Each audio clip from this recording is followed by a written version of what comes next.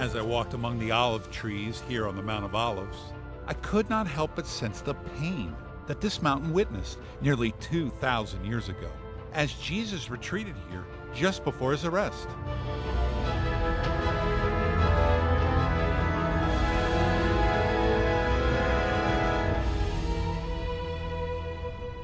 But why would Jesus spend his final moments of freedom here?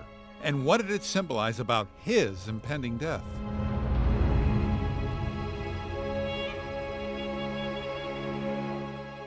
Well, after Jesus ate his Last Supper, he decided to retreat to a place to pray.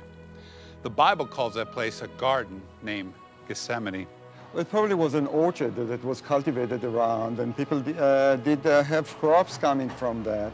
It probably was a place of olive orchards, and it's quite common around Jerusalem.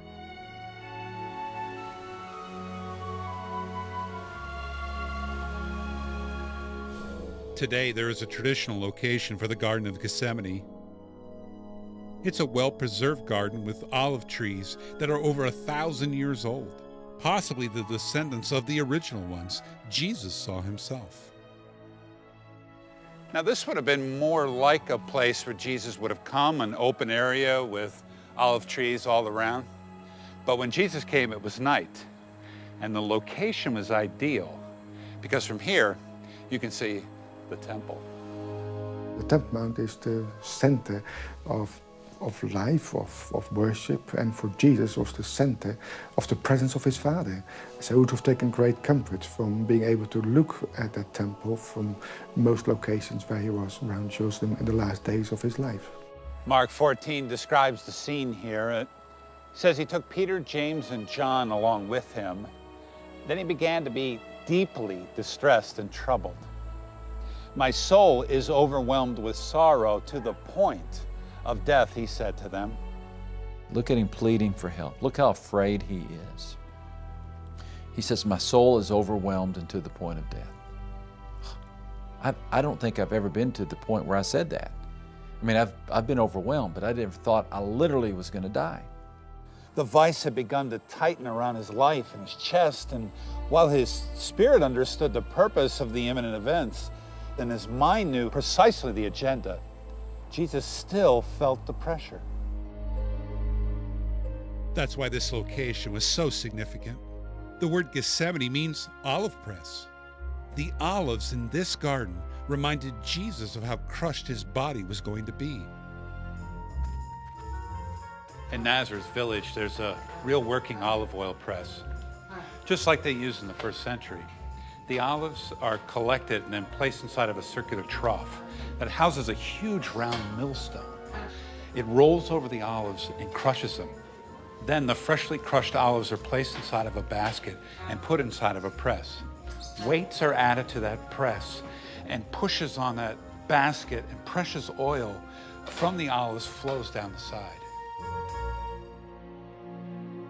Jesus knew God was about to pour out a cupful of wrath, drenching whoever stood under it. This was not a mouthful or a thimbleful, but a big, tall goblet of wrath. Jesus knew well what that expression meant, and he knew it wasn't going to be good. In fact, he trembled at the thought. He knows what's going to happen. He knows he's going to taste death, and he prayed, Father, if it's possible, let this cup pass from me, but nevertheless, thy will, not mine, be done. He always submitted to the Father. So it's one of those things like, I know I have to do this. I know I've chosen to do this because no man takes my life from me. I lay it down freely, John chapter 10, but it's going to hurt. But instead of running away from the guards that were making their way up the hill, Jesus stayed put and prayed. He continued to feel the squeeze so much that an angel showed up to strengthen him.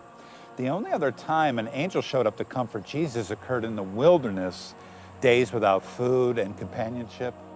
Luke 22:44 says, and being in anguish, he prayed more earnestly, and his sweat was like drops of blood falling to the ground. In medical terminology, it's called hematidrosis, a rare condition. It only occurs when someone is so overwhelmed with grief and sorrow. His mind would have gone back to Abram sacrificing his son, like he was the son to be sacrificed by his father. Many thoughts would have gone through his head. No wonder that his sweat on his forehead appeared like drops of blood. We cannot begin to imagine the emotions that went through Christ when he was in that location. Jesus was afraid. The language there suggests a picture of a man who is afraid. And look at his reaction. He falls on his face. He's not calmly, serenely praying. You know, he falls on the face. I can see grass stains and mud stains on his face, and in conjunction with the blood that's coming down, that's breaking through his skin from the blood veins. Here's God struggling to fulfill his work that he came to fulfill in the flesh. And when he prayed, Lord, if you could take this cup away from me, he meant it. He really meant it. You know, if I were in the garden with Jesus, and I'm sure I would say to him, oh, it's going to be okay, or it'll all work out, or maybe you just need to have faith. Somehow I think these would all fall short with Jesus.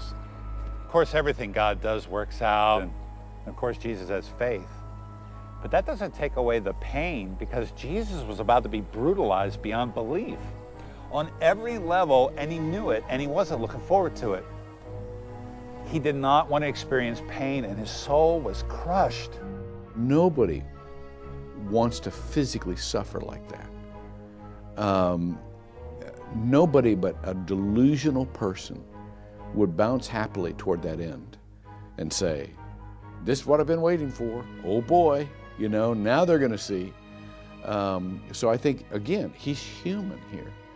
And so he's differentiating those two. I don't want to do this. I don't want to suffer like this. I don't want to go through this kind of pain. But what I want is not as important as what you want. And so I do think that's a time of suffering. And I think simply knowing how things are going to turn out does not necessarily make suffering any less painful. I think it makes it more purposeful, but I don't think it makes it any less painful. You know, we want life without pain, but even God sees it necessary to experience pain to get to a greater good. I have no right to ask for a pain-free life if Jesus allowed himself willingly to experience pain and torture of this world. Jesus wanted one thing to soothe the pain: companionship. As I read the accounts of his time in the garden, he simply asked the disciples to stay with him and pray.